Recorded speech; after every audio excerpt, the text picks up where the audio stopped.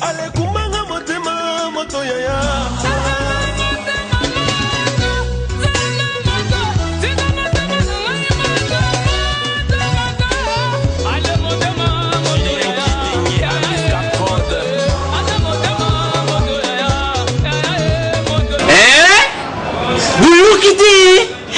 Yo kaka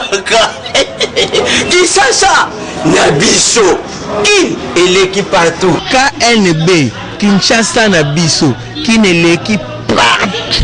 Kinshasa eleki partout mikuru neza bino pardon Jima sala ilo karatakate ya wana benga yo Jima mukende umela Bana Kin Kebana jago zape so kute nango KNB Téléma KNB Téléma Kinshasa eleki partout Jimmy Kendi Oumela KMB ko zappe te se kuta nango tchek au Vandi. À travers la flamme par la com, devenant fort. Bon week-end na bino nyonso bandeko balandia magazine KNB Kinshasa na biso. Cour constitutionnelle ya Gabon va rendre arrêt suite ya recours au ezala qui introduit pour na recomptage ya ba voix ya ba élection dernière. La Cour constitutionnelle à Gabon est confirmée Ali Ben Bongo comme candidat réélu à sa propre succession. Vendredi tard la nuit paix et rejeté recours à Jumping, candidat malheureux, a introduit qui pour obtenir recomptage ya voix surtout na fief ya Ali Ben Bongo. Oyo selon Jumping, bourrage et salamaki na ndenge ya kosakanati. Mais après recomptage, voix ya Ali Ben Bongo et Mati est commis à 50,6% contre 47,24% pour la Jumping. Verdict rendu au nom du peuple gabonais. Une question se pose cependant, ceux qui peuvent réclamer victoire naïe Jumping avec ses partisans Bakita Kinanzela avec plusieurs morts par la suite, l'opinion se demande avec la confirmation de la victoire d'Ali Ben Bongo confirmée par la Cour constitutionnelle. À quoi aurait servi ba mort nyonso oyo batangisaki ebele ya ba litre ya makila na bango. Ce qui les Gabonais privilégiés qui voient pacifique pour résoudre crise oyo, mais de nombreux Gabonais aujourd'hui leur vie et linga qui est épargnée na ba dégâts oyo Gabon et connaître. Les Africains doivent comprendre que na kimia mutu nyonso akozala bénéficiaire mais na bitumba il y aura toujours un gagnant et un perdant. Donc na ba politicien na ba peuple africain il faut que ça la choix entre violence na kimia pour le même résultat. Kinshasa et l'équipe partout. Breaking Up, journal hebdomadaire, a publié une révélation flagrante sur détournement à 10 millions de dollars destinés à un membre de cabinet à Palouton Bazala qui n'a la primature par le Premier ministre actuel. Longtemps resté hors médias, plus de 10 millions de dollars américains destinés au cabinet de membres du PALU, c'est-à-dire gouvernement d'Antoine Gizenga et Adolphe Muzitu, détournés par l'actuel locataire de la primature selon l'hebdomadaire Breaking Up. Oyo Aouti Kosala ba révélation wana na deuxième numéro ya journal naye ya mardi 20 septembre 2016. Le fait remonte déjà à l'époque, il y a remise et reprise Tango Matata Ponyo Azalaki nommé Premier ministre. Lokola Adolphe Muzitu Akendaki campagne intérim Ezalaki assuré na Dauphin Guérengo. Nakor ya article ya Breaking Up, le cabinet ya ba membre ya Palou Bazako reproché l'actuel Premier ministre refus volontaire ya kofuta bango ba indemnité de sortie na bango. Lokola Palou Bazaba légaliste ba saisissa coutu justice pour nul ne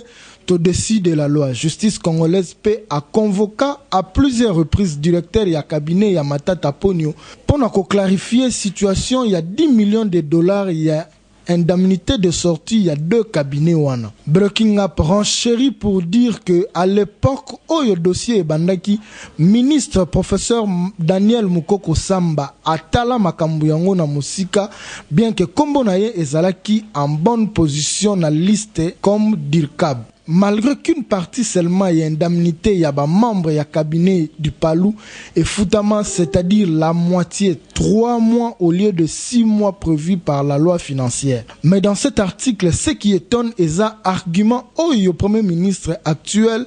a avancé. Je cite. Dans les coulisses, les sources rapprochent que Matata Ponyo ne veut pas payer les hommes d'Antoine Gizenga parce que son prédécesseur ne l'a pas fait. Fin de citation. Soki ba membre ya cabinet ya patriarche Antoine Gizenga bazana difficulté ya kozwa ba indemnité ya sortie alors que Palou est en majorité présidentielle. Bongo ba indemnité de sortie ya ba membre ya ba gouvernement précédent neti ya 1997, 98, 2001 na 2003. Bakozela, Kinshasa et l'équipe partout.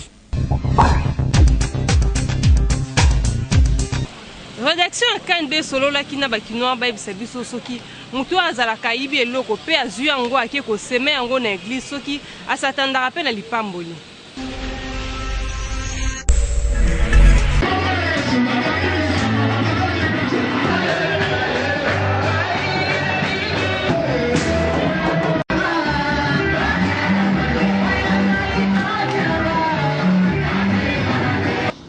Magazine Kenbe Tozana commune à Lingua, la procession na cime à Palais du Peuple pour na kokuta na pasteur ya centre méthodiste de Kinshasa avec un peu ko expliquer bisoso ki ndeko aibi eloko to akeko piller eloko et que aeko semer yango na église so aeko tia mabonza ya mbongo o ya aibi na église mondimi wana asatendre na bénédiction to na nini to ka point de vue ya pasteur bon to kokuta na cime eloko nyonso ya moyibi pe mutu aye na eloko na lingomba pona kopesa yango eloko nzambe andimaka d'abord ya liboso ezali intention ya mutu tina nini azoya kopesa eloko wana na église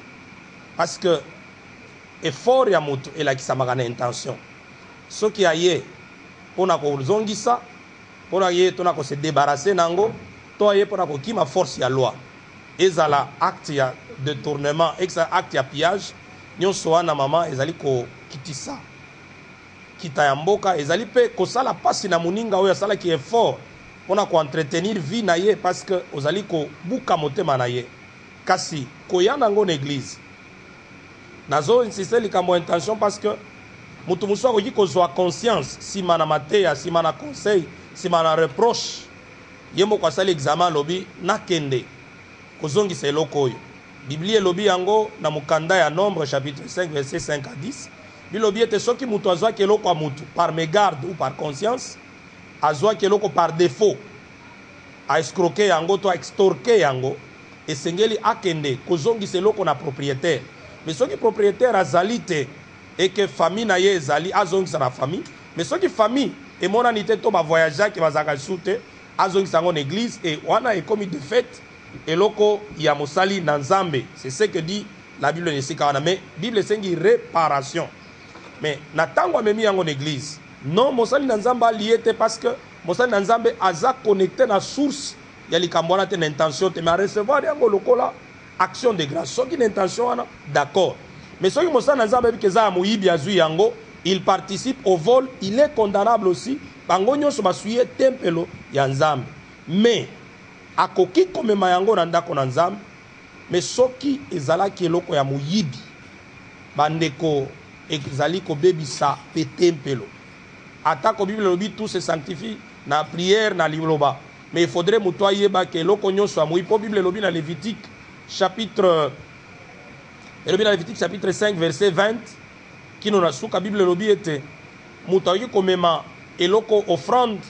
to eloko moko te oyo ezali ya prix ya prostitution to ya prix ya mbwa c'est-à-dire biloko nzambe aboyaka yo memi yango liboso na ye ezali ko suye pe tempelo ko suye pe musala na nzambe boyoki ndenge pasteur alobi na micro na biso alors bandeko fo koyeba kaka ke eloko ya moyibi to o uti kopie kokende kotiela nzambe ata yo moko penza eza kitoko te parce que malédiction ya bato evandi nango yo ozoluka kaka kitela yo nzambe fo kotiela eloko oyo eza propre et puis tant que sepelisa ende wana o s'attendre au fond de la bénédiction mais yo zwe lo mo bo uti kozonda nzela malamu en tout cas oketiela nzambe yo zela ka sort na yo koyela onde koyeba Kinshasa et l'équipe part.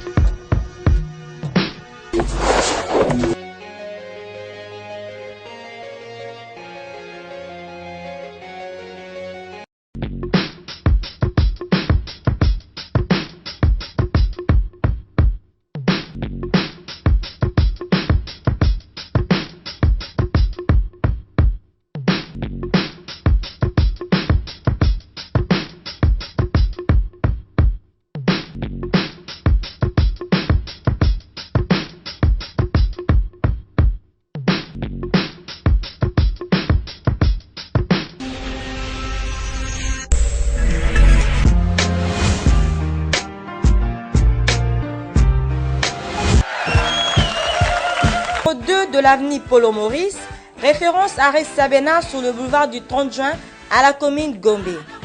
Inscrivez-vous en appelant au 099 11 99 100.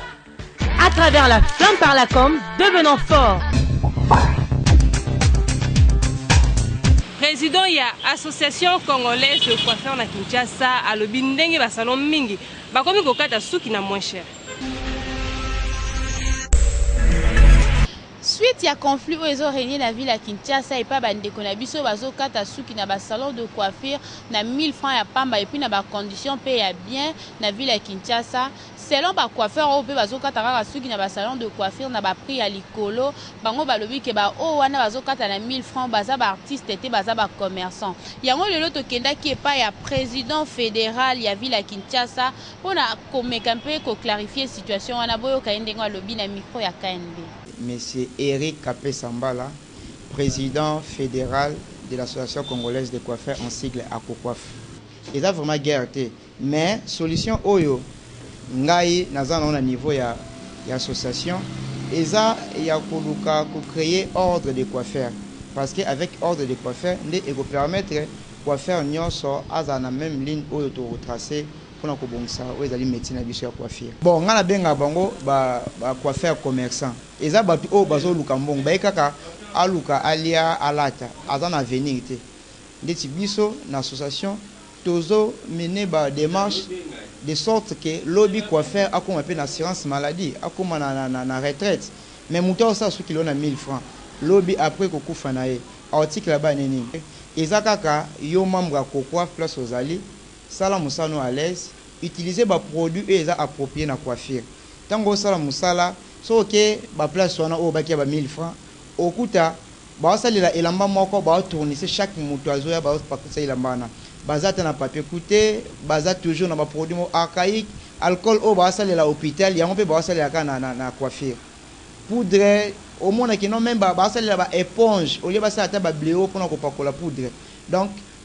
mutunyo so o azana pour ça coiffure bien aki na salon o eza bien eza approprié au monde qui na salon wana so ki ba condition eza bien ba ça ngona ba prix wana te muto azo coiffer chef de l'État ou azo coiffé député ndeti biso to coiffé ba ministre belé ba député belé na mboka oyo mais to coiffé na prix oté ba to bazo coiffer na nzela. Oui, association ils a déjà implanté na Kinshasa Mobimba dans toutes les 24 communes il y a ville à Kinshasa tozali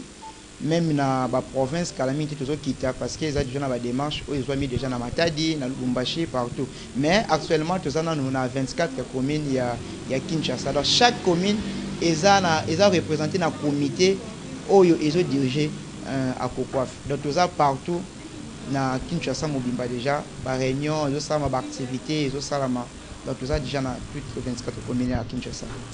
Bolandi ndenge président fédéral ya ville à Kinshasa ya ba coiffeur alobi na micro na biso a éclaircir biso plutôt comprendre donc pour na batu o baza ko sala quoi ko critiquer bandeko bazo kata suki na ba prix assez eza la grande importance parce que mutu na mutu azana moyen na ye o ya koki soko azana 1000 francs ok na salon de coiffure ya 1000 francs mutu o pe azana ba moyen ebele ko le koki pe pour ba coiffeur o ba katara na prix ya likolo l'essentiel est que bana mibali nyonso baza la propre Kinshasa et l'équipe part. Tinda photo na yo en mode selfie kanga photo buka kingo seka moke gagner ton tinda yango na page Facebook Kinshasa na biso KNP. La photo to seka moke buka kingo écoutez en selfie écoutez la photo to seka moke buka kingo écoutez en selfie écoutez la photo to seka moke buka kingo écoutez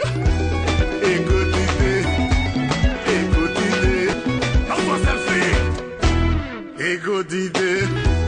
ego de la photo. tosololaki na bakinois bayebisa biso pourquoi bato bazalaka na bitude ya koloba soki mwasi aza na zemi bayaka kopesela ye mbongo ya libala te.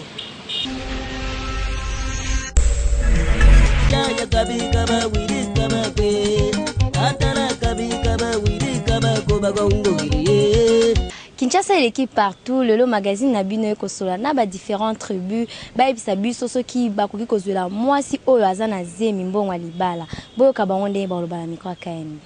Tozo mbongo ya libala te mame salaka mabe.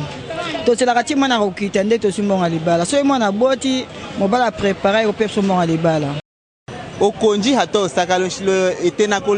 wo moto academy hato sho konji. Tolongola ko konji na ka moto ambota la soko sho nkumbo joja se konongola enveloppe wo konji. Tuaba tabako ngo si mwasi soka na zemi tozulaka imbonga tozulaka imbonga libala te. Tolela imbonga libala te. Pona nyaza na zemi soki aboti na wana nde tokokopesa bambonga libala ba drozo ba rosenga tokokopesa. Tozwaka te pona nini bongo soki mwasi na boti tete ko tozwa mbongo na. Tozwa tobala ka mwasi soki aza bien ana zemi te wana tobali. Do ba so ba sente. Si ba sente toko ya kozwa nde ba ya ka ko pesa mbongo ya ondenge ba sente mwana wana basala suki ndeni basalaka ya toko sala bongo o mosana zemi moto bala ezati beto mumbanzungi katubaka ga nkento na evumuko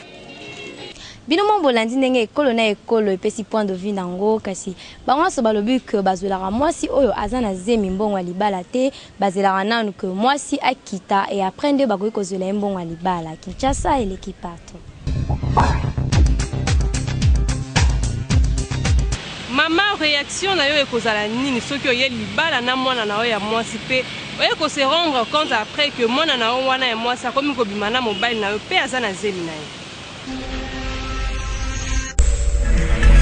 Kinshasa l'équipe partout magazine KNB toye kosolana bakinois soki maman oya yena mwana na ya mwasi na libala et que si mamikolo apprendre que mwana na wana bakoma kobima na mobali na ye et puis azali susu na zemi ya mobali ne wana oya ko benga papa yango tongi toyeba soki maman apprendre makambo ndenge wana décision na yo ekozala ndenge nini boyo ka ba point de vue.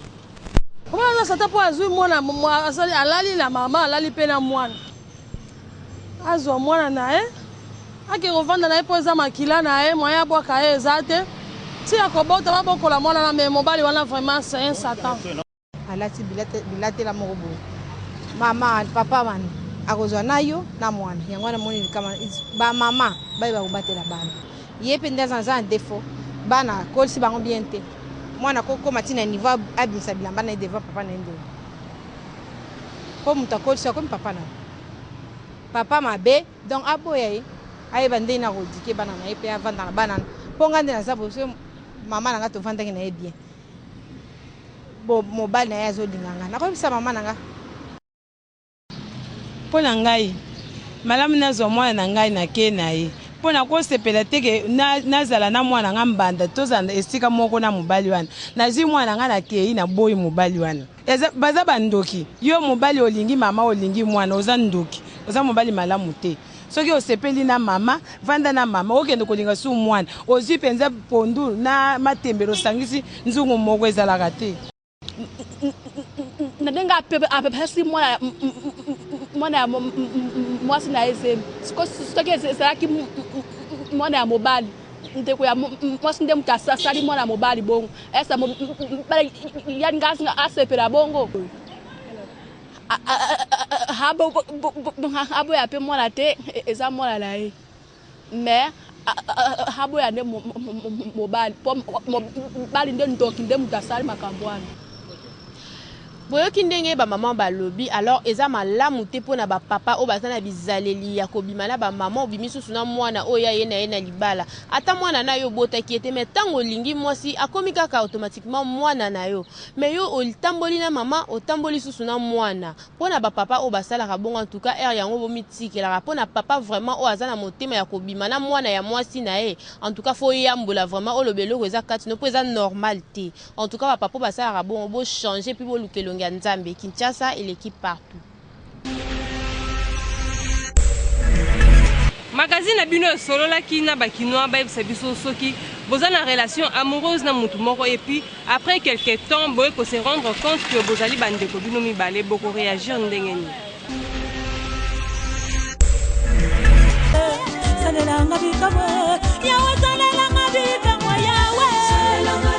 Kinshasa l'équipe partout le loto yoko sola na mibali ba bisa biso soki le loyo mobali ozarana mwasi na yo bo vivara na ye que moi soit na pas comme na zemi na yo mais plus tard ba yoko apprendre que non bozaraya na leki réaction na tant que mobali ozarani to yebana ki ya yebi ngai nga na yebi ke tota famille wana eza mabe mais soki yebana ite to linga na to seboningo e ko arriver que akomi na zemi na ngai bon pour na nga na mona normal dans to robota so to lingana musika to ebani te ndenge ntalara OK place boye comme mona mwasi olingie oyebi pete ke soka za na famille soka na famille bo lingani bo sali love na bino boko musika pe bo sali ma mutu ya ko arriver zemi bon so ba na sima to e baza bongo to lugaka so poto ke su musika te donc apena zemi mo apena fsal ngola zemi on est talara a rolongola zemi on a pas kufi donc chose ate soit a robota mais ngana to suki ka wana. Bon, kinde kongo pesa différent maman parce que kota la paix bande comme sous eza na moi famille sous pesa qu'un peu élargi eza pe na famille propre. Wana siko yondo kota les famille élargi bien za famille mo propre pour que non aux autres aux avoir décision. Et d'autres pesa faut ya parents parce que ba parents au baza déjà na solidarité entre bango faut pas monisa biso entre bango na bango. En plus les deux eza ba ranking mo eza familial quoi. Bon, relation normalement, en vrai dit, les 1 au 4 ans. On comprend. Les deux photos, les canaux prière, il y a délivrance. Donc vraiment, côté on a fait un peu de limite parce qu'il faut une habitude. Et ça faut te boti. Parce que ma parole va la qui banate. Il y a un tout temps au boti moi, faut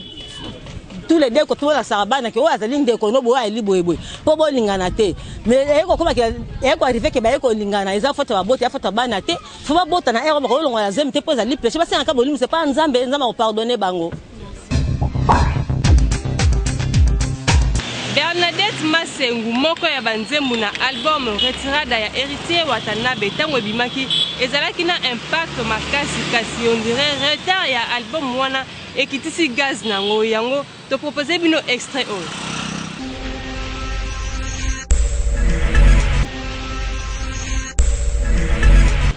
Merci bozalaki ebele liboso ya baposte télévision na bino pona kolanda magazine o elobelaka bino ba réalité ya Kinshasa. Botikala toujours connecté, branché, scotché dans le magazine de Bino Borokuta dans le lobby.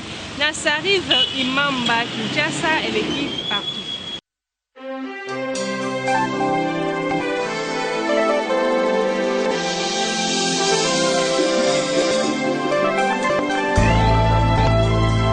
À travers la flamme par la com, devenons forts.